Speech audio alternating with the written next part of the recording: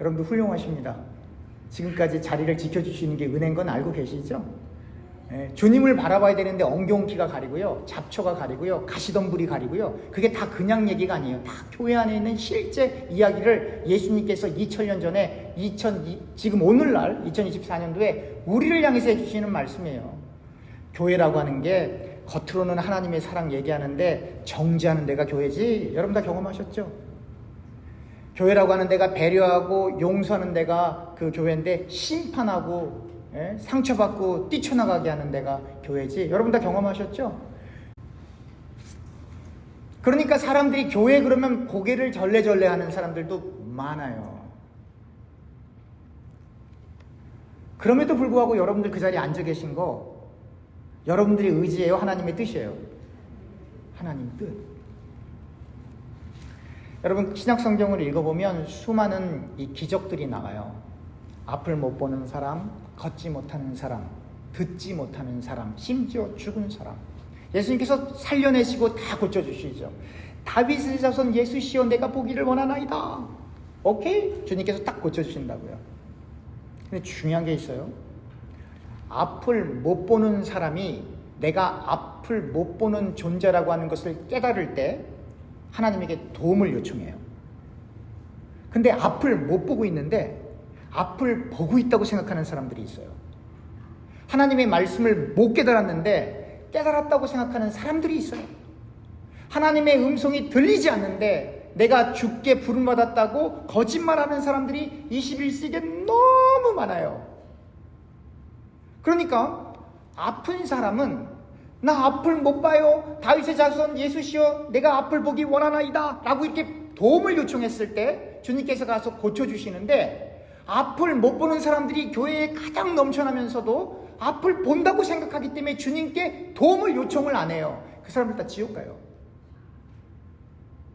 그래서 성경에 장님이 장님을 인도한다라는 그 내용이 그냥 하는 얘기가 아니라 실제 장님의 눈을 뜨게 하셨던 예수께서 우리에게 말씀하시는 거예요. 너 하나님 말씀 안 들리잖아. 너 하나님의 소리 안 들리잖아. 너 앞을 못 보잖아. 하나님 나라 안 보이잖아. 왜 보는 척하고 살아? 안 보이니까, 안 들리니까 어떻게 해요? 하나님을 기대는 게 아니라 전통에 기대는 거예요. 하나님의 음성이 안 들리니까 직분에 자기 몸을 기대는 거예요. 그러니까 어떻게 하나님이 니네들 일을 갈 거야. 예수께서 말 너희들 일을 성문 밖에서 일을 갈 거야. 죽도록 주님을 섬겼는데 알고 보니까 주님을 섬긴 거예요? 나를 섬긴 거예요? 나를 섬긴 거예요. 여러분 하나님의 말씀을 읽다가 이게 나에게 하나님께서 하신 말씀이구나 라고 깨달아지면 회개합니다. 근데 하나님의 말씀을 읽다가 혹은 듣다가 이 말씀은 죄를 위한 거야 그러면 어떻게 돼요? 살인하고 있는 거예요. 형제를 미워하는 것이 살인한다. 미워하는 것보다 더 무서운 게 정죄거든요. 제가 농담이 아니고 진담으로 지난주에 몇 명 죽이고 오셨어요? 미워하는 것도 무섭지만 정죄하는 건 그건 하나님, 자기가 하나님이라는 거예요. 결국은 말씀에 비쳤더니 너는 이렇고 저는 이렇고 당신이 뭔데? 많은 분들이 이렇게 얘기해요. 설교하면서 내가 주의 종입니다. 제가 주의 사자입니다. 제가 여러분들의 목자입니다. 성경은 no. 아니에요 여러분. 우리의 목자는 예수 한 분밖에 없어요. 목사 목자 아닙니다 여러분. 그럼 설교는 뭐냐? 목사는 뭐냐? 오늘 아까 예배 시작할 때 베드로가 예수님을 3번 부인하죠. 베드로는 예수님의 수제자예요. 예수님을 너무너무 사랑했어요. 예수님 그러한 죽임은 절대로 안 됩니다. 이렇게 막 다혈질적이고 정말로 예수님을 사랑했어요. 그런데 예수님이 막상 십자가에 달리시고 그렇게 험한 죽음을 당하는 상황 속에서 베드로가 예수님을 몇 번 부인해요? 3번 부인해요. 부인하는 과정 속에 예수님을 저주하기도 해요. 그런데 오늘 마태복음 26장 75절 제가 읽어드릴게요. 마태복음 26장 75절. 이에 베드로가 예수의 말씀에 닭 울기 전에 내가 3번 나를 부인하라 하심이 생각나서 밖에 나가서 심히 통곡하니라.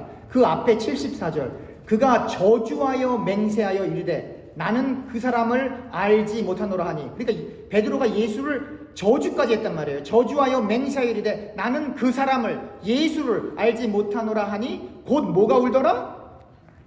닭이 울더라. 목사는 이 닭소리 내는 거예요. 닭소리. 꺾기요 하는 거예요. 닭이 울 때 베드로가 누구의 말씀이 생각나는 거예요? 예수의 말씀이. 제가 여러분들에게 설교할 때 닭소리 낼 때 여러분들은 누구의 말씀이 생각나야 돼요? 예수의 말씀이. 여러분, 이 이스라엘 지역에서는 이 양을 칠 때 목자가 이 큰 이 막대기 들고 다닌다고 해요. 그래서 근데 양들이 막 한두 마리만 되는데 100개 이상 100마리 이상 되면 그거 어떻게 관리하겠어요? 그러면 목자가 누구 도움이 필요해요? 개들의 도움이 필요해요. 그래서 개를 한 서너 마리 이렇게 가다가 저기 늑대나 이리가 나타나올 때 이 양들은 무지하니까 이단이 와도 절로 가고 사탄이 와도 절로 가고 해준다 그러면 다 쫓아다니니까 그때 이 목자가 개들을 손이 안 다니까 개들을 보내면 그 개들이 그 일이나 늑대들을 향해서 막 멍멍 짖는 거고, 어떤 경우엔 이 양들이 낭떠러지도 떨어지는데 앞을 제대로 못 보니까 이 개들이 가서 그 목동미를 물고 이렇게 데리고 오는 경우도 있단 말이에요. 소리를 막 멍멍 지르며. 그게 설교입니다, 여러분. 그게 목사의 사명이에요. 목사는 뭐 하는 사람? 개소리 내는 사람. 설교는 뭐냐면, 따라합시다. 그 개 소리에 누구의 말씀이 생각나야 돼요? 예수의 말씀이. 그러니까 교회에 권위 따위는 없어요, 여러분. 목사가 무슨 권위가 있고 장로 권사 집사가 무슨 권위가 있어요. 왜 저 1600명 되는 사람 저 바깥에서 교회 안 와요? 그 권위 때문에. 여러분, 오직 예수만이 우리의 주인이고 예수만이 우리의 목자시고 예수만이 우리의 대제사장이에요. 그렇기 때문에 여러분들과 저는 교회에 와서 사람 바라보는 거 아니에요. 닭소리 날 때, 개소리 날 때 누구의 생각이 기억나야 된다고요? 예수님의 생각이에요. 오늘 본문에 보니까 유오디아와 순두계와 같은 믿음의 동역자들이 바울을 너무 열심히 도왔어요. 너무 열심히 도왔는데 한마음이 안 됐어요. 그래서 오늘 본문에 빌립보서 4장 2절에 이렇게 써 있어요. 내가 유오디아를 권하고 순두계를 권하노니 주 안에서 같은 마음을 품으라. 그 말은 뭐예요? 같은 마음을 갖지 못했다라고 하는 거예요. 3절, 또 참으로 나와 멍에를 같이 한 내게 구하노니 복음에 나와 함께 힘쓰던 저 여인들을 돕고 또한 글레멘드와 그 외에 나의 동역자들을 도우라. 그 이름들이 생명책에 있느니라. 그리스도 안에서 한 마음은 못됐지만 이 사람들이 다른 마음을 품고 있지만 그럼에도 불구하고 생명책에 이름이 쓰여 있어요. 이 말은 다 하나님 나라 간다는 얘기거든요.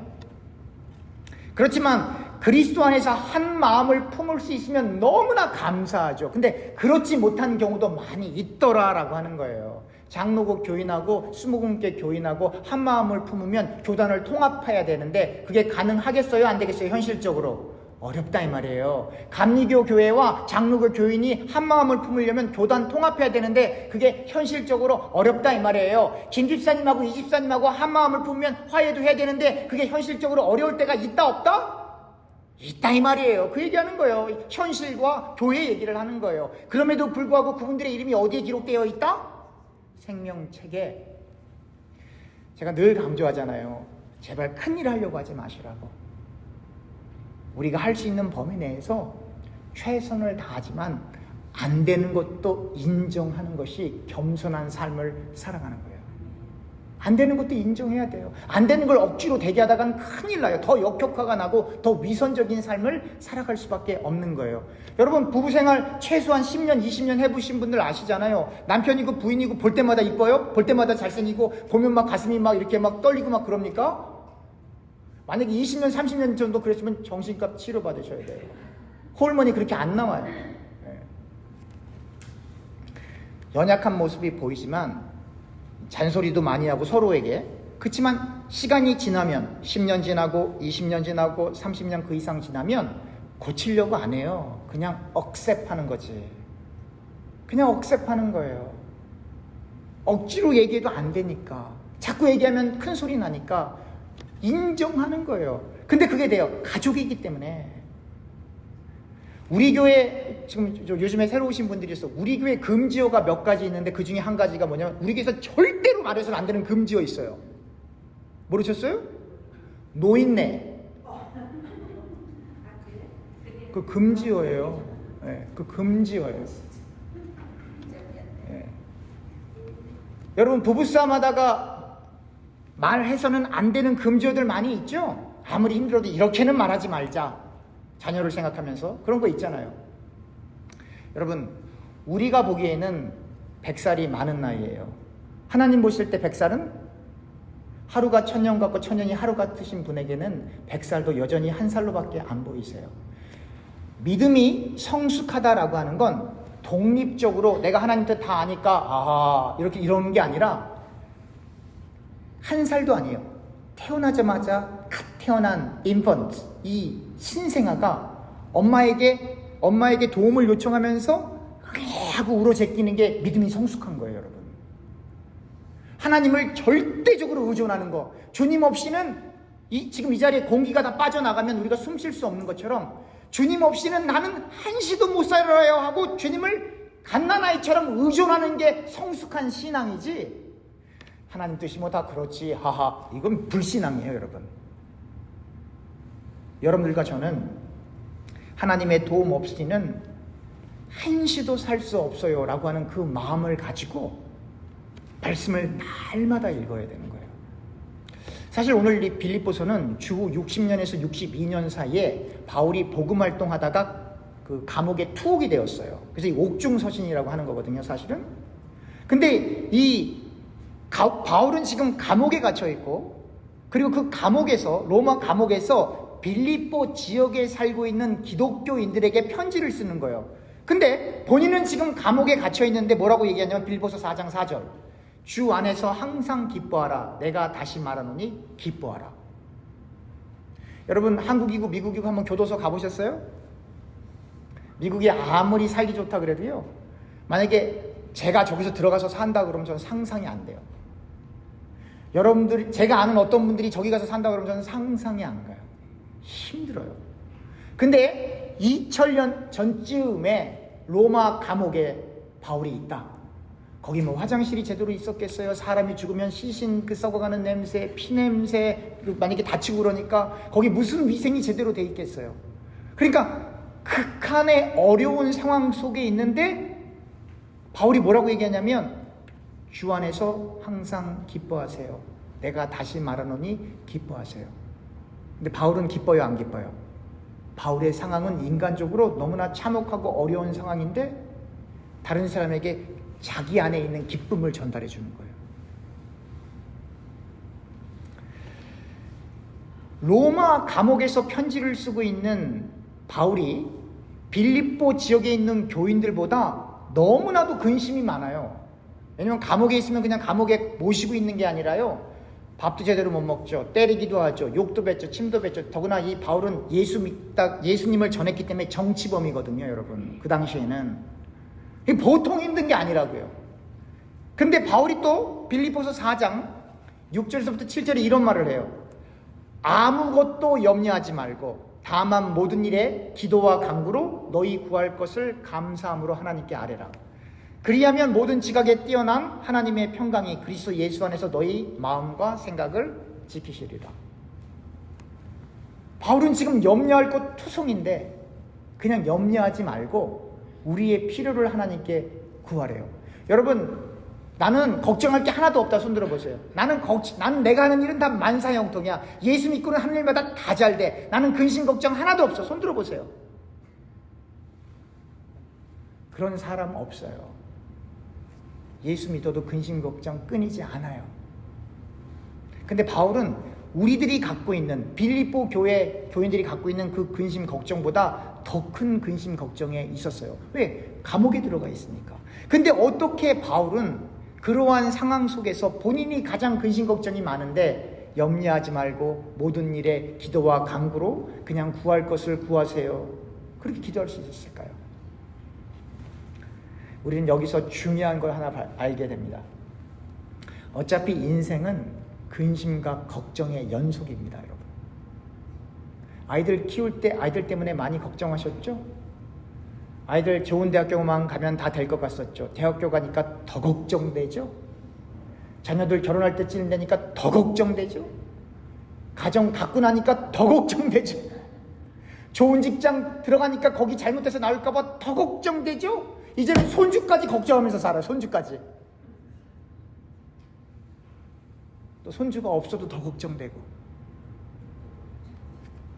있어도 걱정, 없어도 걱정. 그게 인생이에요. 그러니까 인간의 인생에는 하나님이 개입하시지 않으면 만족도 없고 행복도 없고 평안이라는 건 아예 없어요.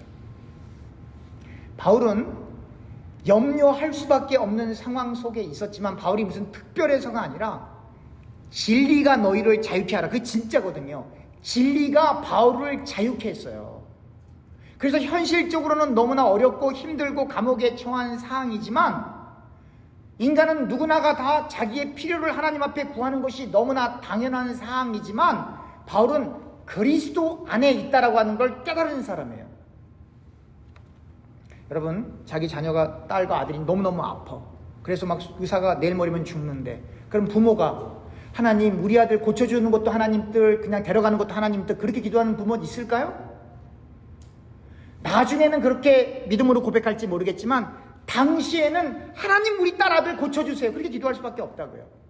사업하는 집사님이 지금 500만 원만 있으면 이제 이 위기를 잘 극복해서 다시 일어날 수가 있는데 이 500만 원이 없으면 이 비즈니스를 뺏기는 상황이 됐어요. 그러면 하나님 이거 비즈니스가 망해도 하나님 뜻, 잘 돼도 하나님 뜻, 이럴 집사님 있을까요? 그 상황 당시에, 나중에는 어떨지 모르지만 그 상황 당시에 아니요. 하나님 이번 한 번만 도와주세요, 그렇게 기도하게 돼 있다고요. 이 빌립보서 4장 6절에서부터 7절까지 이 기도가 뭔지를 알려줘. 기도가 뭔지. 아무것도 염려하지 말고 다만 모든 일에 기도와 간구로 너희 구할 것을 감사함으로 하나님께 아뢰하라. 그리하면 모든 지각에 뛰어난 하나님의 평강이 그리스도 예수 안에서 너희 마음과 생각을 지키시리라. 이게 기도거든요. 하나님의 평강이 그리스도 예수 안에서 너희 마음과 생각을 지킨다예요. 그게 기도 응답. 이게 뭐냐면 사람들은 누구나가 다 자기의 필요를 하나님 앞에 아뢰고 이뤄달라고 기도하는 게 당연해요. 그것까지 부인하는 게 아니에요. 그러나 그렇게 기도를 시작했어도 하나님의 사람은 그 가운데 성령이 역사하기 때문에 하나님의 평강이 그리스도 예수 안에서 기도하는 그 사람의 마음과 생각을 지킨다 이 말이에요. 근데 이 부분을 다시 한번 생각해 보세요. 그리스도 안에 있는 신자의 생각과 마음이 뭔데요? 그리스도 밖에가 아니라 그리스도 안에 있는 신자의 생각과 마음이 하나님의 뜻이에요, 여러분. 그리스도 안에 있기 때문에. 다시 말하면 기도의 응답은 주님께서 주기도문으로 알려주신 것처럼 하나님의 뜻이 하늘에서 이루어진 것처럼 땅에서 이루어지는 그 뜻이 그리스도 안에 있는 신자의 마음과 생각이라 이 말이에요. 그러니까 대부분 사람들이 그리스도 밖에서 내 것을 요구한다 이 말이에요. 근데 그리스도 안에서 하나님이 지켜주시는 그 마음과 생각은 하나님 뜻이니까 예수께서 제자들에게 먼저 나를 따라오기 전에, 다시 말하면 내게 기도하기 전에, 내 일 하기 전에, 나를 섬기기 전에 네 뜻부터 접어. 자기를 부인해야 그리스도 안에 온전히 있을 수 있어. 이게 다 같은 하나님의 말씀입니다. 빌립보서 4장 8절에 끝으로 형제들아 무엇에든지 참으며 무엇에든지 경건하며 무엇에든지 오르며 무엇에든지 정결하며 무엇에든지 사랑받을 만하며 무엇에든지 칭찬받을 만하며 무슨 덕이 있든지 무슨 기름이 있든지 이것들을 생각하라. 근데요, 감옥은 어떤 사람들이 가냐면 거짓말하는 사람들, 불경건하는 사람들, 불의한 사람들, 정결하지 못한 사람들, 비난받는 사람들, 칭찬받을 게 없는 사람들이 가는 게 감옥이에요. 근데 감옥에서 바울이 빌립보 교인들에게 무엇에든지 참되며 경건하며 오르며 정결하며 사랑받을 만하며 칭찬받을 만하며 무슨 덕이 있든지 무슨 기름이 있든지 이것들을 생각하라, 이렇게 표현하고 있어요. 자기의 상황과는 정반대죠. 겉으로 보기엔 저 사람 비난받아야 되는데 바울은 반대 얘기를 하죠. 여기서 우리는 사무엘상의 그 사람을 외모로 보지 않고 중심을 평가하시는 그 하나님의 귀한 속성을 또 하나 발견하게 되죠. 사무엘상 16장 7절에 이렇게 써 있어요. 여호와께서 사무엘에게 이르시되 그의 용모와 키를 보지 말라. 내가 이미 그를 버렸노라. 내가 보는 것은 사람과 같지 아니하니 사람은 외모를 보거니와 나 여호와는 뭘 보느니라? 중심을 보느니라. 여러분, 사람 껍데기 보지 마세요. 어떤 배경 같은 거 보지 마세요. 하나님은 어디를 보신다고요? 중심을 보신다. 제가 이렇게 보니까요, 사람들보다 생긴 모습이 다 다르잖아요. 그죠? 다 다르잖아요. 제가 볼 때는 다 아름다우시고 다 핸섬하세요. 그런데요, 엑스레이 한번 찍어보세요. 다 뼈만 나와요. 이 스킨 하나만 없어도 보기 힘들 거라고요. 근데 하나님은 이 외모가 아니라, 우리의 배경이 아니라, 학력이 아니라, 직업이 아니라, 인컴이 아니라, 어디에 사느냐가 아니라, 무엇을 하느냐가 아니라 우리 속에 있는 중심을 본다라고 하는 얘기는, 여러분 오해하지 말고 들으세요. 인간은 중심도 더러워요. 우리 속에 더러운 게로 너무나 가득 차 있어요. 근데 우리 안에 누가 내주에 계세요? 예수가. 그러니까 주님께서, 하나님께서 인간의 중심을 보신다라고 하는 얘기는 우리 안에 있는 어떤 자아를 본다가 아니라 우리 안에 내주에 계시는 예수, 독생자 예수를 본다 이 말이에요. 우리 안에 계신. 그래서 여러분들과 제가 우리 스스로는 하나님 앞에 감히 나아갈 수가 없어요. 근데 우리 안에 누가 계시기 때문에? 예수가 계시기 때문에 그분의 보혈에 힘입어 예수로 옷 입고 우리의 중심 가운데 내주에 계시는 그 예수로 인해 하나님께 나아갈 수 있다라고 하는 겁니다. 오늘 제가 그 쓴 글 꼭 읽어보세요. 집에 가셔서. 그리고 카톡으로도 보냈어요. 교회 홈페이지 가도 보실 수 있으세요. 꼭 읽어보세요. 어떤 사람이 내가 이제부터 하나님 말씀 잘 지켜볼 테야 결심하고 결단하고 회개하고 같은 죄 안 짓고 열심을 다해서 하나님을 섬기면 어떤 결과가 벌어지냐면 결국은 섬기지도 못해요. 그러면 그 다음부터는 너는 왜 저렇게 못해? 너는 왜 이렇게 못해? 저래 갖고 목사 하겠어? 장로 하겠어? 집사 하겠어? 뭐 하고 있는 거예요? 살인하고 있는 거예요. 미워하는 것보다 정죄가 더 무서운 죄니까. 사람 다 죽이고 있는 거예요. 뭘로?